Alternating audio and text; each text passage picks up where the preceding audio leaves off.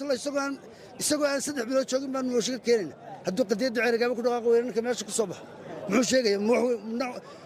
annaga u hayna madaxweyne inuu noqdo inaan weerin annaga u hayna first priority lagama hadlaan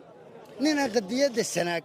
ka midha dhalinayn oo aan meel gaarsiinayn oo aan ku aaminayn maba dooranayn muxuu noo sheegay seegasi kala ogaanaysa nin waliba hortiisa dee waxa weeye dadkani dad cusub maaha dadkani dad cusub maaha waa dad sifiyo waanu hayna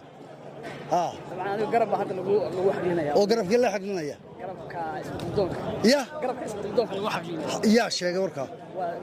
haba ka yaabi cabdirasaaq khalifa dadku aniga igu waxanta cabdirasaaq khalifa siyaasad baan isku qabanay nin siyaasadda isku disheen see lagu xaqlin karaa marka aniga cid lagu xaqlin karaa cabdiqudus baa leeyahay cid aan u calaamadsanay ma yaanu qooli ninkaan isku siyaasadda noqotaan isku danta noqotaan oo codeynaysan anigu ninkaan isku siyaasadda noqono danta iyo horumarka waqooyi bari aan u arko ninka weeye ninkaan qaadanaya musharaxiintu kulli waa ka wada shaqeyn doonaan mid aan u taagnayn qadiyadaas ma jiro in danta waqooyi bari ka shaqeeyo seeba si khaas ah uga sii kala dooranaysan waxa weeye fiiri Puntland intii aanay feerasti SS qaatuma dhalan maanta waqooyi bari la joogo Puntland madaxweynaha u tartamay mantaqaan wuxuu ku oran jiray sool baan soo celinaya